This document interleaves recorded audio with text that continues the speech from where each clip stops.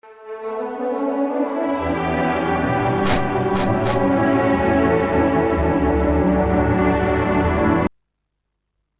Timóteo 3, 14 a 17.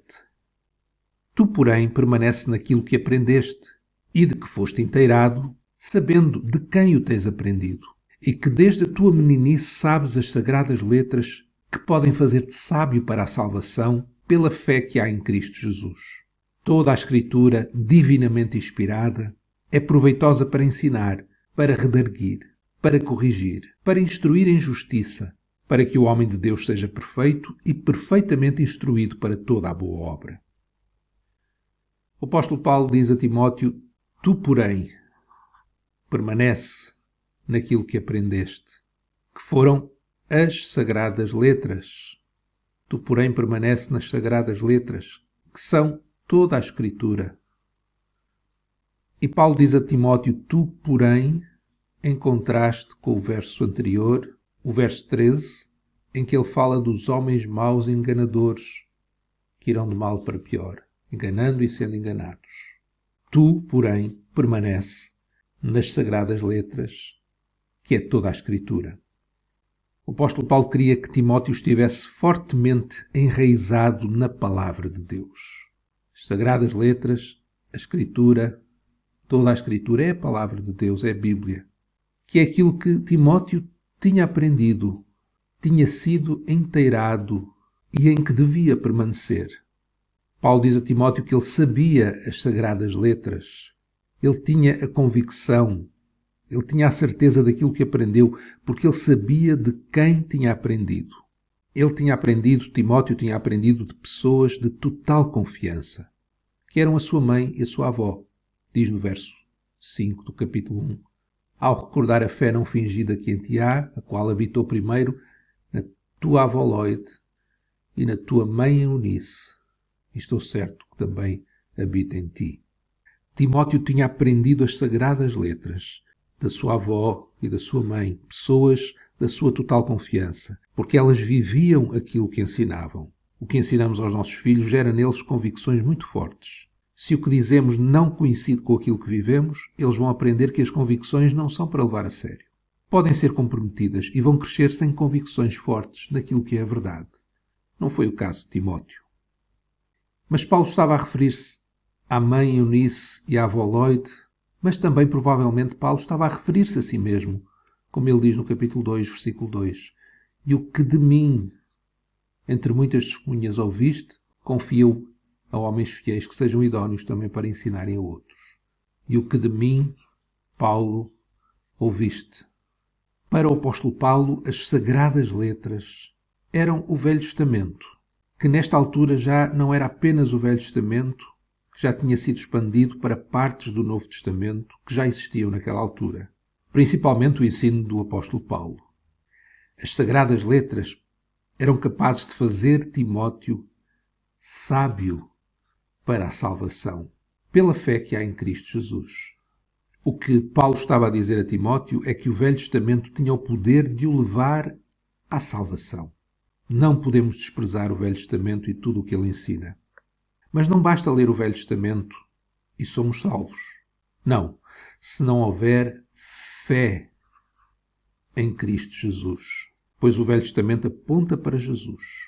Quem viveu antes de Jesus podia ler e ser salvo, pois o Velho Testamento apontava para uma salvação externa, para a necessidade profunda do ser humano de salvação, de perdão, e que só Deus podia dar essa salvação. Mas a salvação é pela fé em Cristo Jesus. E por isso foi necessário Jesus vir. E hoje nós podemos crer nele. A salvação é pela fé em Cristo Jesus. Não a fé na fé, mas a fé numa pessoa, em Cristo Jesus. Estas sagradas letras, toda a Escritura, o Velho Testamento, o Novo Testamento, a Bíblia, ela é divinamente inspirada e é proveitosa para ensinar, para redarguir ou repreender.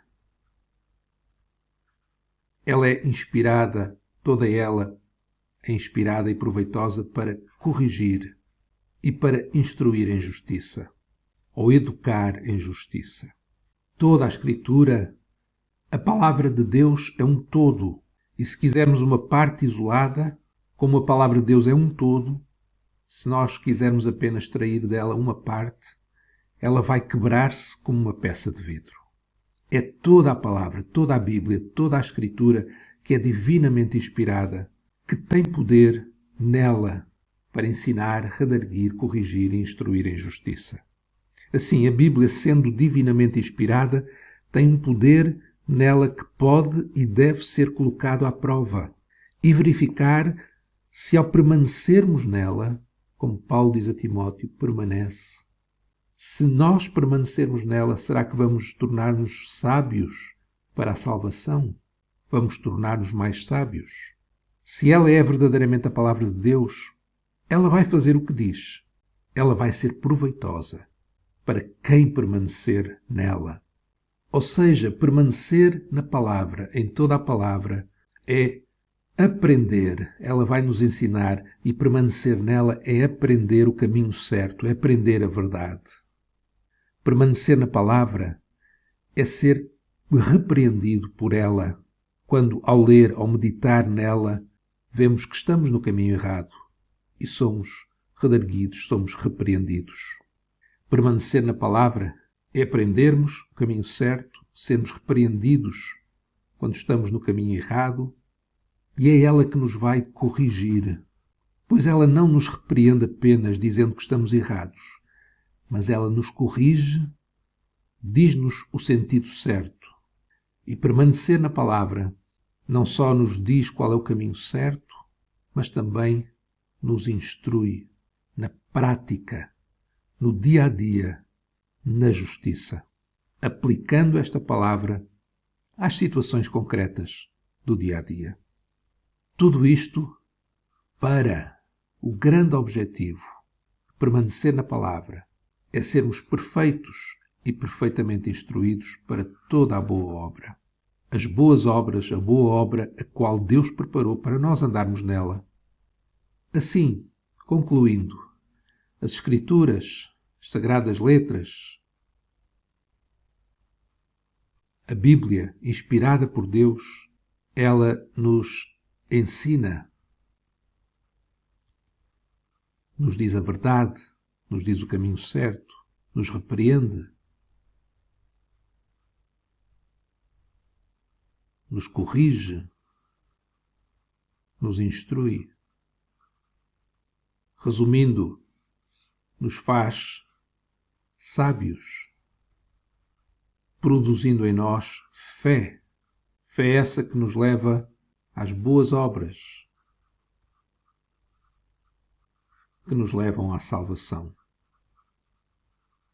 Por isso, Paulo diz a Timóteo, permanece naquilo que aprendeste.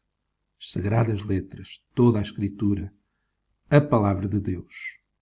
Paulo sabia que se Timóteo permanecesse, se ele nunca se desviasse das Escrituras, da Bíblia, da Palavra, de ler, de meditar, de aplicar à sua vida, ele seria sábio, não só para si, mas também para aqueles a quem ele estava a ser enviado. Ele ia ter fé, que ia produzir boas obras que o levariam à salvação.